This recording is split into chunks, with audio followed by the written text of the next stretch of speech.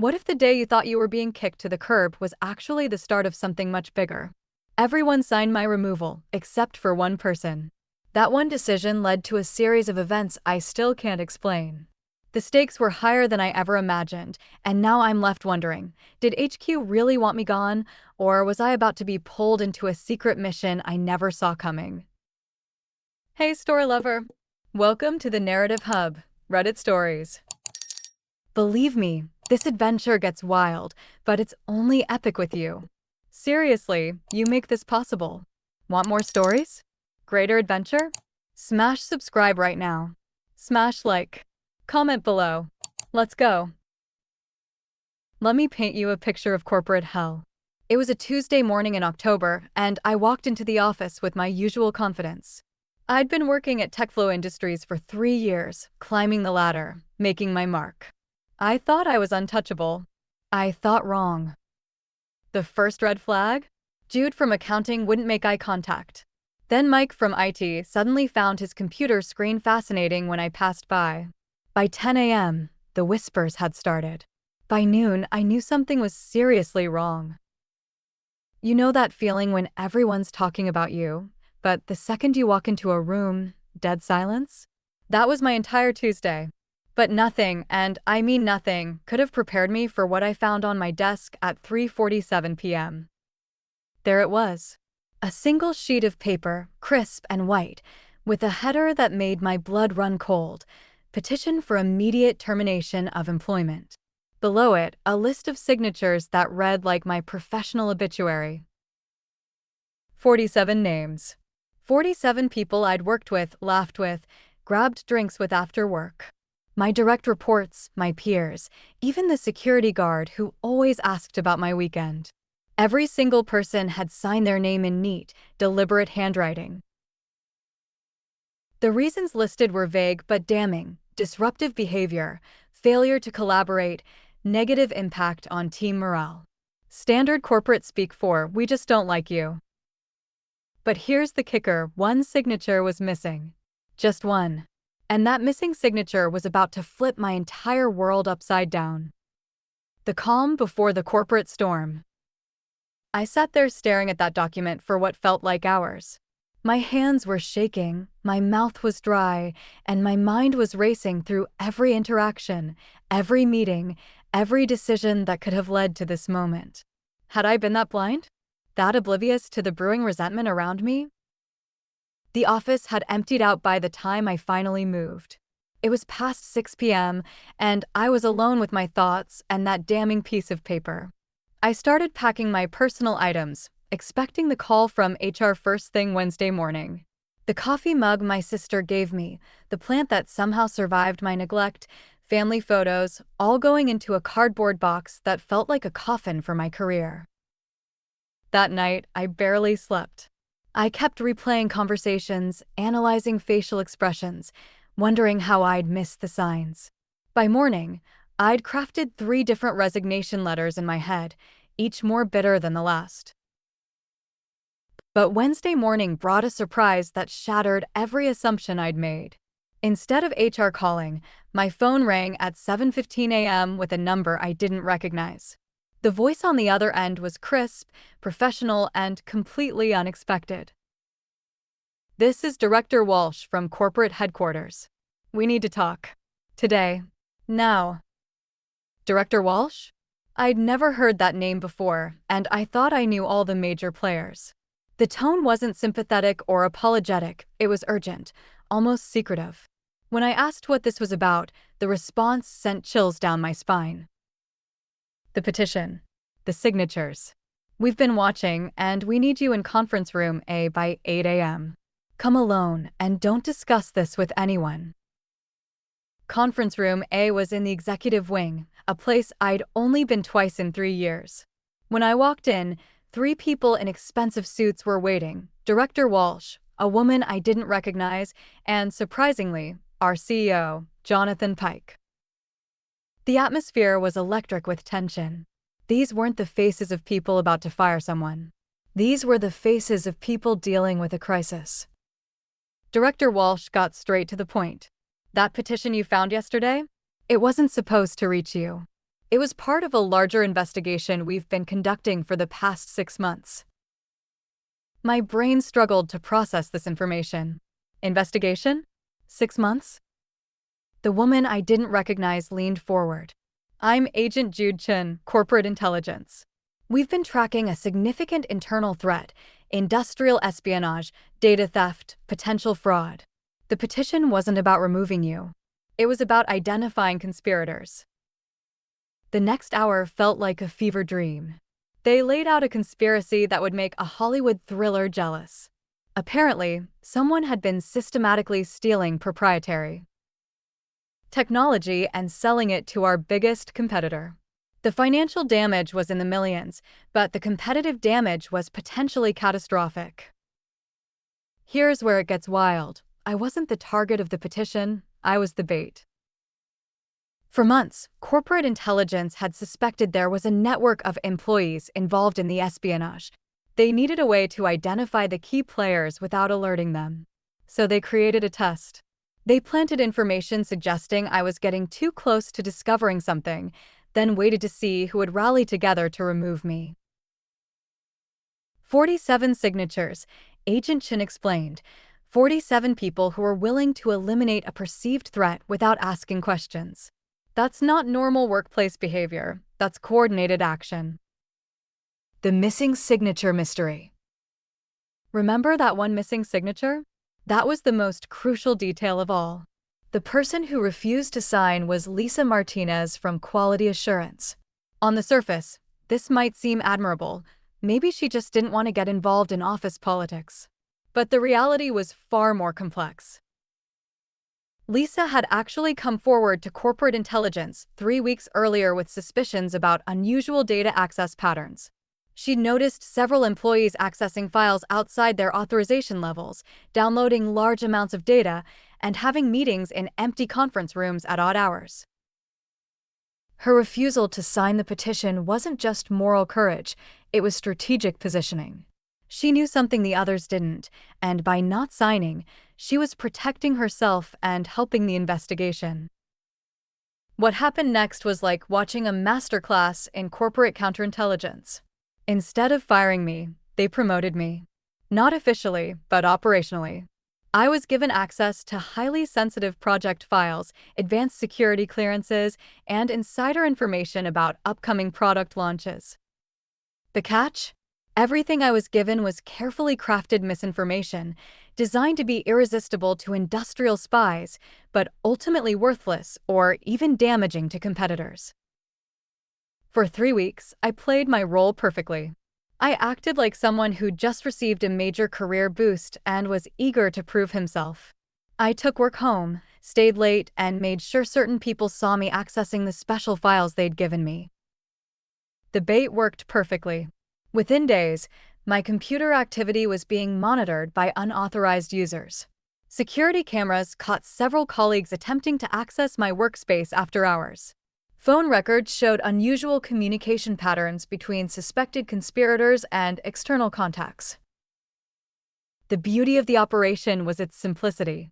Corporate intelligence didn't need to prove every detail of the conspiracy. They just needed to create enough pressure to make the conspirators expose themselves. It started with small mistakes. People getting nervous, communicating more frequently, making errors in their cover stories. Then came the bigger slip-ups, unauthorized file transfers, suspicious meeting schedules, and eventually, recorded conversations discussing the problem and how to handle it permanently. That last phrase, handle it permanently, turned what was a corporate espionage case into something much more serious. When people start talking about permanent solutions to human problems, the authorities take notice. The FBI gets involved. By week 4 of the operation, this had grown beyond corporate security. The FBI's Corporate Fraud Division opened an official investigation. The stolen technology had national security implications, and the conspiracy involved individuals at multiple companies across several states. I went from being bait to being a federal witness. My entire life got turned upside down again. FBI agents were now regular fixtures in my daily routine, briefing me on security protocols and preparing me for what might come next. The strangest part? My colleagues had no idea. As far as they knew, I was just the guy who somehow survived a company-wide petition to fire him and then mysteriously got a promotion. Some thought I had blackmail material on the executives. Others assumed I was someone's nephew. The truth was so much more bizarre than any of their theories. The house of cards collapses. The end came swiftly and dramatically.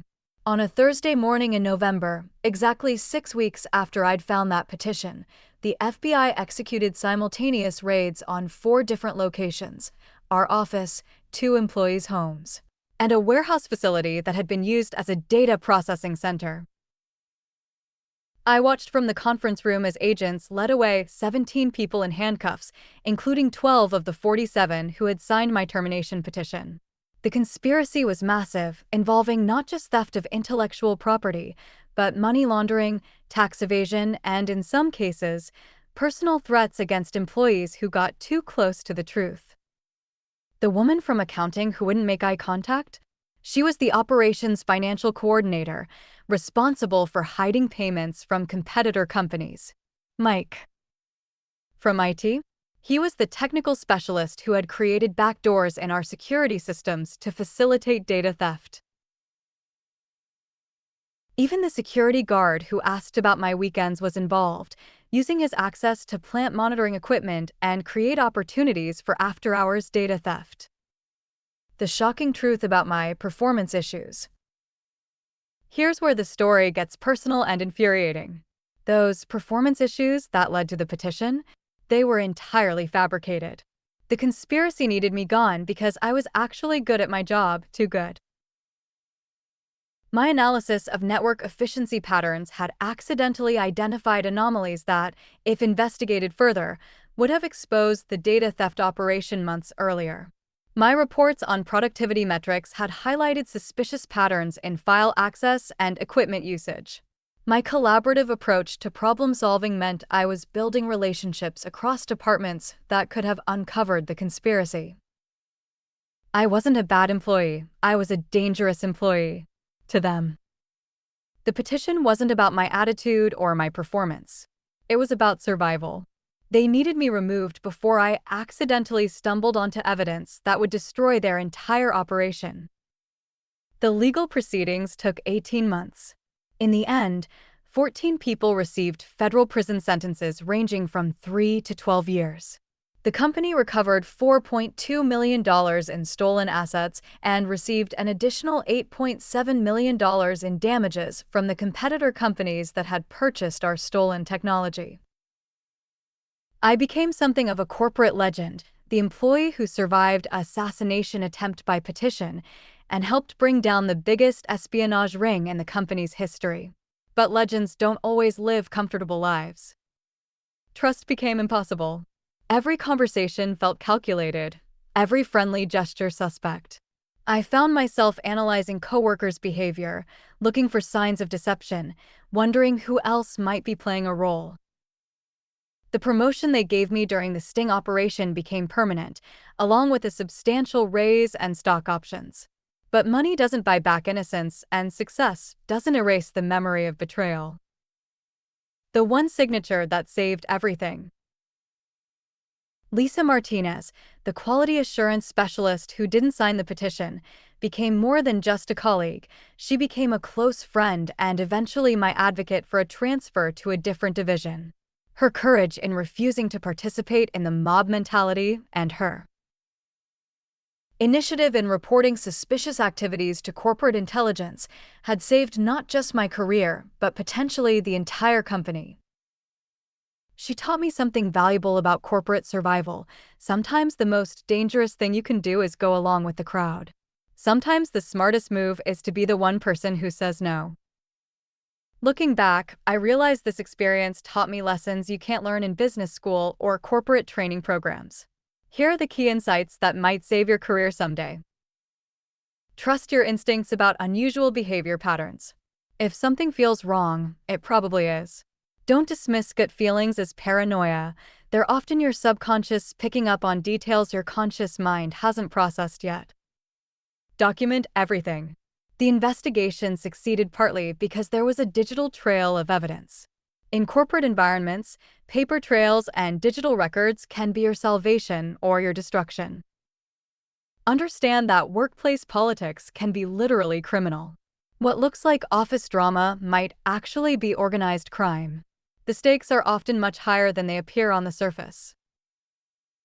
Never underestimate the power of one person's integrity. Lisa's refusal to sign a simple petition ultimately brought down a multi-million-dollar criminal enterprise. Small acts of courage can have enormous consequences. 3 years later, I'm still with the company, now as Director of Security Analytics, a position created specifically to prevent future internal threats. It's ironic that the skills I developed during the investigation, analyzing patterns and identifying anomalies, became my greatest professional asset. The office culture has completely transformed. There's more transparency, better communication channels, and robust systems for reporting suspicious activities. The company learned that internal threats are often more dangerous than external ones, and they've invested heavily in prevention. Several of my former colleagues who weren't involved in the conspiracy have apologized for their behavior during those dark weeks. They explained that the pressure to sign the petition was intense, with social and professional consequences for anyone who refused. It was a masterclass in how fear and group psychology can turn ordinary people into unwitting accomplices. Lisa Martinez was promoted to Director of Corporate Compliance and has become one of the most respected voices in the company. Her department now trains employees on recognizing signs of internal threats and provides safe channels for reporting concerns. As for the conspirators, most have been released from federal prison and are trying to rebuild their lives. A few have reached out to apologize, but forgiveness is a complex process when betrayal cuts that deep. So, was I fired or recruited that day? The answer is both and neither. I was fired by my colleagues but recruited by justice. I lost the job I thought I had but gained a career I never expected. The petition that was supposed to end my professional life actually launched it into a completely new trajectory. Sometimes your biggest professional disaster is actually your greatest opportunity in disguise. But here's the final twist that still keeps me awake at night. What if there hadn't been a conspiracy?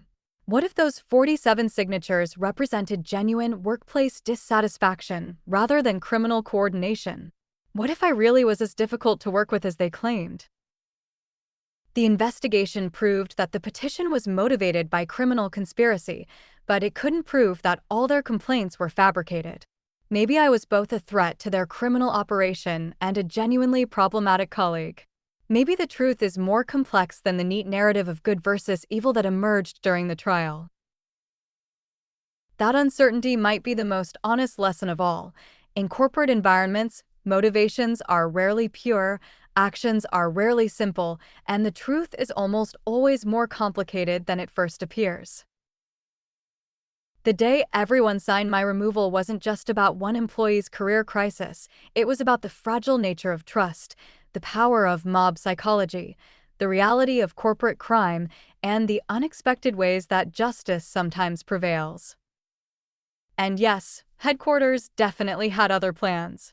Plans that changed everything for everyone involved, in ways none of us could have imagined when this all started with a simple sheet of paper and 47 signatures that were supposed to end my career, but instead exposed the truth. Sometimes the worst day of your professional life turns out to be the first day of something much bigger, much more important, and much more dangerous than you ever thought possible.